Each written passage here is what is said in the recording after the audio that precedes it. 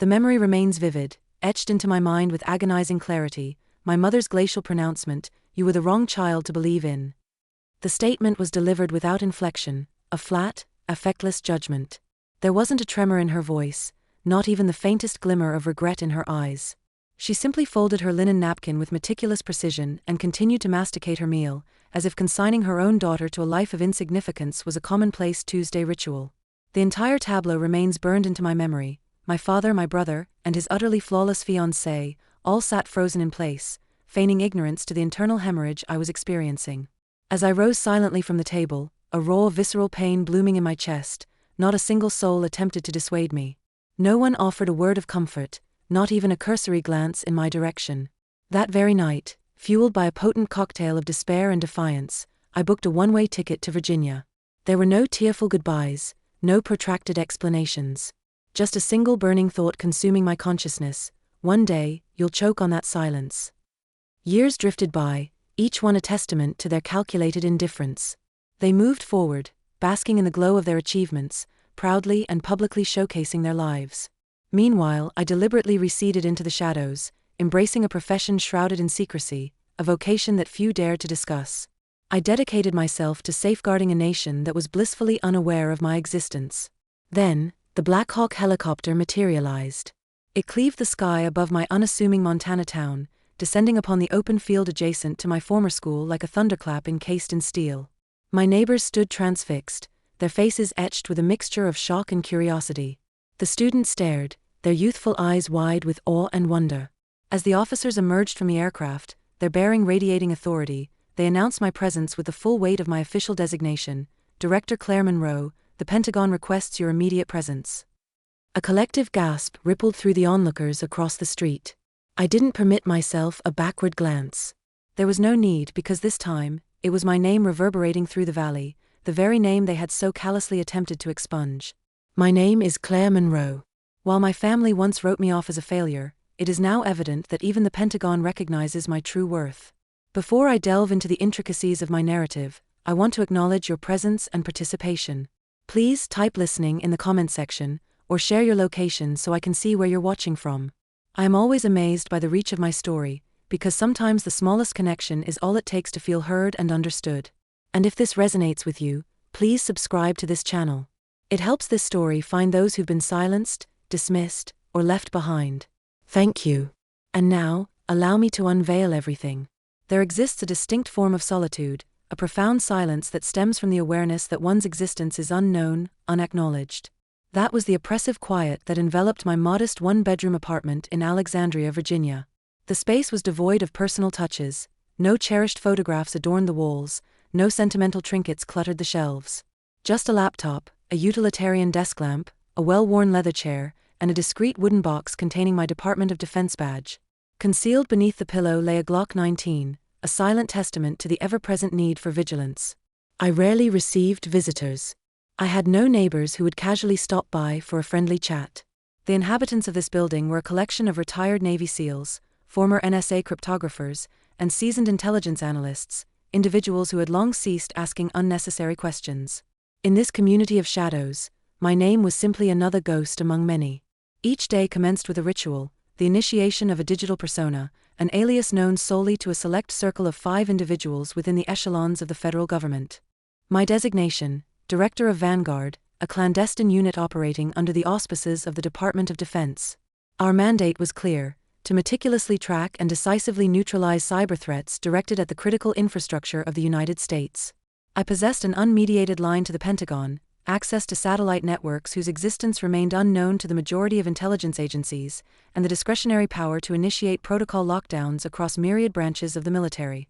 And yet, my true identity remained veiled, a state of affairs I actively cultivated. My mother, Ellen Monroe, should anyone inquire, which was a rarity given her increasing detachment, would vaguely allude to my employment in clerical services. Once a tenacious war correspondent, she had metamorphosed into a brittle, embittered woman, her afternoons now consumed by impassioned, often vitriolic, rants on local news, lamenting the perceived decline of American fortitude. My father, George, a former naval strategist whose strategic brilliance once instilled fear in adversaries, had grown even more distant and austere with the passage of time. He adorned his chest with medals, emblems of his distinguished service, yet none held the same significance to him as the commendation he could not bestow upon me. Then there was Nathan, the archetype of success. Yale-educated, possessing a mind as sharp as a razor, and so impeccably polished as to appear almost artificial. He was the golden son, the embodiment of the Monroe legacy, a highly influential federal prosecutor based in Chicago, whose courtroom record remained unblemished. My mother, in a moment of uncharacteristic candor, once declared, "Nathan was born for greatness. Claire was born angry." Perhaps she was right. Perhaps that anger still simmers within me. In 2017, during the event that the media would later sensationalize as the Seattle incident, I spearheaded an unsanctioned, off-the-books cybersting operation targeting a sprawling multinational hacker syndicate. Predictably, things spiraled out of control. A seemingly contained data leak mushroomed into a full-blown public relations catastrophe. My name, while never officially documented, somehow became inextricably linked with the perception of federal malfeasance. Headlines blared accusations, top-secret operative linked to national security breach. The DoD, predictably, maintained a stony silence. My security clearance was promptly reissued under a black-level protocol, effectively consigning me to the murky underworld of shadow operations. My family, unsurprisingly, did not reach out. No calls, no inquiries as to my well-being, no acknowledgement of my existence. They proceeded with Nathan's birthday celebration that year, and a group photograph, a testament to their familial unity, was inadvertently sent to my antiquated email address. I was conspicuously absent from the frame, erased even from their collective memory. Then came the terse text message from Nathan, "Dad's being honored next week in Denver. Mom wants you there. Don't make it complicated." No greeting, no expression of concern, simply an order. I scrutinized the message for what felt like an eternity. It wasn't merely the inherent arrogance of the command that stung. It was the stark reminder that, in their perception, I remained someone who required constant management, containment, someone predisposed to repeating past failures. The implication was clear: I was still a disappointment. As the plane descended towards Denver, a steely resolve hardened within me. I was prepared to confront them, to lock eyes and finally confirm the dreadful truth I had suspected for weeks. My family wasn't simply an unfortunate casualty, relegated to the footnotes of some warped national narrative. No, they were deeply entangled within something far more sinister, something that demanded I abandon the comforting lie of their innocence. Denver greeted me with an icy blast, a penetrating chill that seeped into your very bones, rendering your skin numb even before you could fully disembark from the aircraft. I secured a rental car, deliberately omitting my name from the official documentation, and navigated the labyrinthine back roads, winding my way through the familiar, yet hauntingly distant, old neighborhoods. I passed the very street where my father had patiently taught me the art of driving a stick shift, and then the bakery where Nathan and I had once engaged in countless playful skirmishes over those coveted peanut butter cookies. Yet, no one recognized me. It was a deliberate act of self-effacement, a conscious choice to remain unseen. The hall where my father was to receive his accolades resembled a somber federal courthouse, far more than a place of celebration. Towering arched ceilings loomed overhead, and imposing two-story American flags hung rigidly in place. Stern-faced military guards stood sentinel at every entrance, their presence an unmistakable indication that this was far more than a mere family tribute. It was a state-sanctioned homage to the revered Monroe legacy. They had even arranged for a live stream to be broadcast across regional television. At the reception desk, the woman meticulously verifying names offered me a polite, yet undeniably perplexed smile.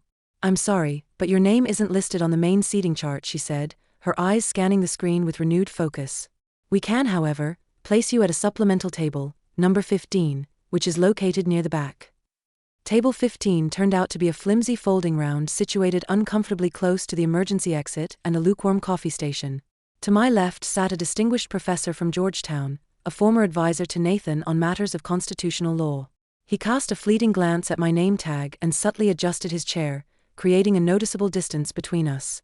To my right, a woman whose connection to the event remained shrouded in mystery, spent the entirety of the first half of the ceremony engrossed in the endless swiping of dating apps. My mother never once turned to acknowledge my presence. Nathan was perpetually surrounded by a throng of well-wishers, each eager to offer their hand in congratulations. My father, ramrod straight and unyielding, stared fixedly ahead, like a seasoned general surveying a battlefield. And then the moment arrived, the speech. Nathan ascended the stage with the effortless grace of a man born to command. Each syllable was meticulously rehearsed, each gesture impeccably precise. My father, Colonel George Monroe, embodies the type of honor that we rarely encounter in modern America. His unwavering service, his unyielding discipline, his profound commitment to this country, it is a legacy that we all strive to uphold. But when he uttered "we," it was clear that I was not included in that collective. He was referring solely to himself. A quiet yet undeniably audible laugh escaped my lips, a single beat of insolence in a room overflowing with reverence. It was at that precise moment that the doors swung open. A man in a crisply pressed uniform, his dark green chest adorned with an array of medals, his posture rigidly military, strode purposefully towards my table. Heads turned, conversations abruptly ceased. He did not hesitate, his gaze unwavering. "Director Monroe," he announced clearly, snapping to attention. "It's an honor." My mother's napkin fluttered to the floor, unnoticed in the sudden, charged silence. The game had changed. A cold wave of dread washed over Nathan, his jaw going completely slack with disbelief. Finally my father, after what felt like an eternity, deigned to turn his gaze upon me. "Really?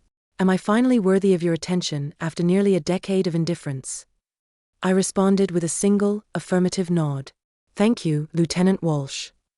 Derek Walsh, a man I knew well, had served under my command during my time in Dubai. I remembered him as a paragon of loyalty and efficiency, and I knew he wouldn't be here, interrupting this carefully orchestrated family reunion, unless the matter was of the utmost urgency. True to form, he eschewed any semblance of pleasantries. I rose to my feet, following him past a sea of bewildered and shocked faces.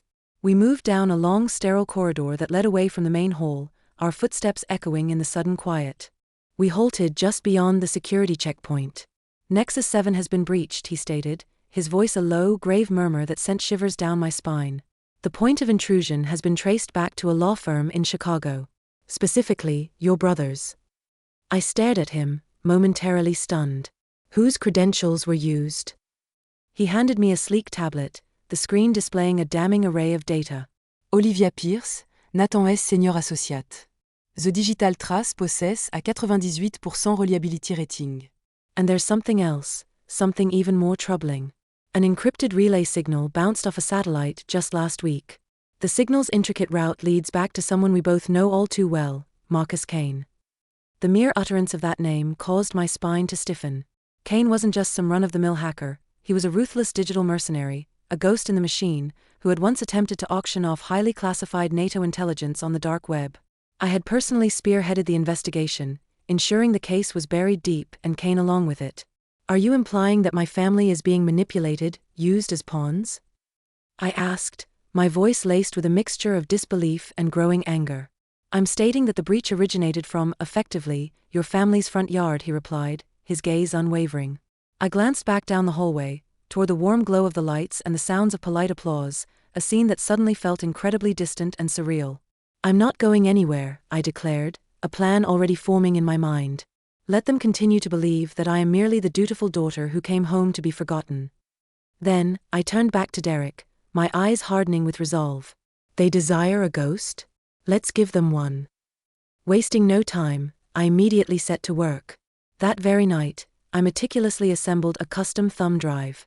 It boasted military-grade housing for protection, fake branding to disguise its true purpose, and a decoy presentation file on digital privacy law, intended to mislead anyone who might find it. But then, the system logs shifted, alerting me to a new, far more significant threat. I detected data being actively moved from a restricted access folder labeled Research Archive. The files were being surreptitiously duplicated to an external cloud server, bouncing through a complex VPN chain that terminated in Seoul, South Korea. That's precisely where Marcus Kane had last been sighted. The contents of the data folders weren't merely confidential, they were integral to Nexus 7's core architecture, strategic response protocols, satellite relay permissions, vulnerability matrices. Someone within Nathan's office wasn't simply curious, they were actively selling access to the very heart of our security. I painstakingly traced the digital fingerprints, following the breadcrumbs through the network. The login credentials